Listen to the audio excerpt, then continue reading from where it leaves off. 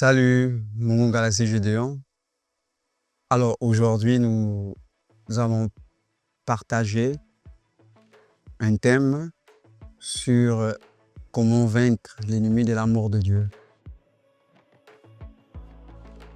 Alors, je vais commencer par cette hypothèse. D'abord, on doit comprendre que la circonstance de la vie, déjà, c'est une porte. C'est une porte qui empêche l'amour de Dieu de demeurer dans ta vie. Parce que quand tu vois l'histoire de Joseph, autant pour moi l'histoire de Joseph, Joseph avait des rêves. Joseph a rêvé qu'il était grand et tout. Mais c'était carrément le contraire. Avant d'arriver là où Dieu l'attendait, c'était carrément le contraire. Et tous ces passages, moi j'appelle ça, c'est une circonstance où ça va empêcher l'amour de Dieu dans ta vie. Pourquoi? Parce que de nos jours, quand tu as un problème, tu ne penses plus à ce que Dieu t'a dit ou encore ce que Dieu t'a promis. Tu ne penses plus à la promesse de Dieu. Écoute, j'étais surpris de voir dans la Bible, pendant que les enfants d'Israël sortaient de l'Égypte, et derrière eux, il y avait Pharaon qui venait. Écoute, ils vont dire, ah bon, non, ils arrivent, ils vont nous tuer. Ils ont oublié qu'il y avait la parole, il y avait une promesse qui devait sortir. Bien qu'ils ont même traversé, à un moment donné, ils vont dire à Moïse, ramène-nous en Égypte. Ramène-nous en Égypte. Donc la circonstance de la vie, c'est aussi l'ennemi.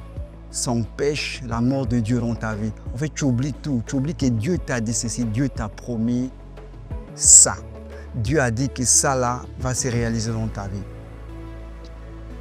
Voilà pourquoi je viens juste te dire que n'oublie jamais la promesse de Dieu dans ta vie. Alors bannis, je ne sais pas moi, les problèmes qui font en sorte que tu ne vois plus l'amour de Dieu dans ta vie. Parce que ça t'empêche d'accomplir, ça empêche l'accomplissement de la parole de Dieu dans ta vie. Écoute, j'ai aimé l'histoire de Joseph.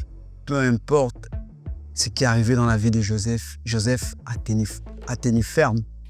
Joseph n'a pas baissé le bras. Alors je viens te dire, ne baisse pas le bras.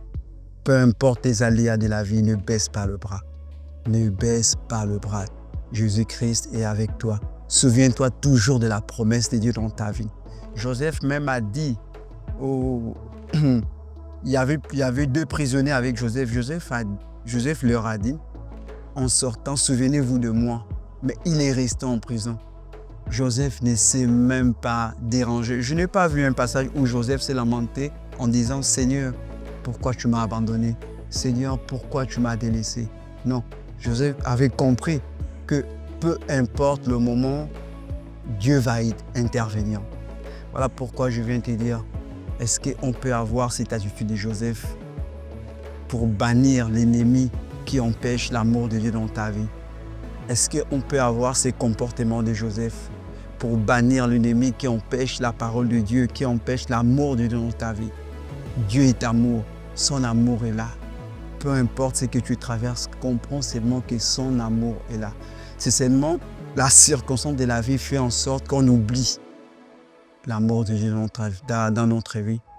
C'est la circonstance de Dieu, c'est la circonstance de la vie qui empêche à l'homme de comprendre qu'il y a une parole qui est sur sa vie. Il y a une parole de l'accomplissement dans sa vie. Alors, je t'invite à se comporter comme Joseph. Je t'invite à être confiant comme Joseph. Écoute, si Joseph, je ne sais pas, je me demande, est-ce que cet homme avait compris que non, malgré là où je traverse, Dieu a un plan merveilleux pour ma vie. Après, je me pose des questions à chaque fois.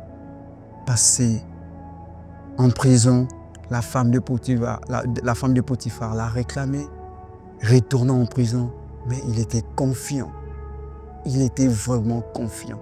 Il avait compris, non, ce n'est pas la circonstance qui va empêcher l'amour de Dieu dans ma vie. Non, ce n'est pas la circonstance. Mais c'est parce que j'ai un Dieu dans ma vie. Je sais, peu importe ce que je traverse, il va m'amener là où il m'attend. Voilà pourquoi je t'invite à se comporter comme Joseph. Je ne sais pas, là où tu es là, si tu as des ennemis qui empêchent l'amour de Dieu dans ta vie, est-ce que tu peux prier avec moi? Incline ta tête, on va prier. Tu vas dire, Seigneur Jésus-Christ, aujourd'hui,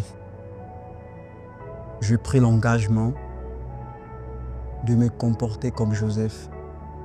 Parce que Joseph ne s'est pas posé des questions.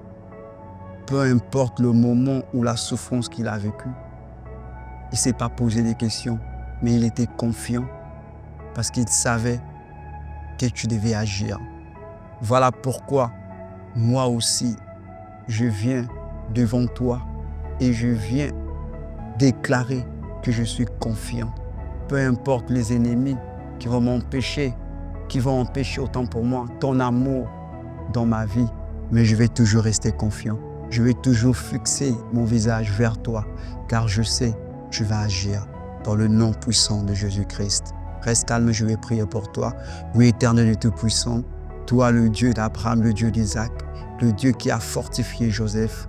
Seigneur, nous avons besoin de toi. Fortifie mon frère, ma soeur qui me suit maintenant même, afin que lui aussi, dans sa vie, Seigneur Yahweh, qu'il soit aussi confiant dans ses combats, dans sa détermination, pour que Seigneur Yahweh, ton nom soit glorifié dans sa vie. Dans le nom de Jésus-Christ, j'ai ainsi prié. Que Dieu te bénisse. Amen.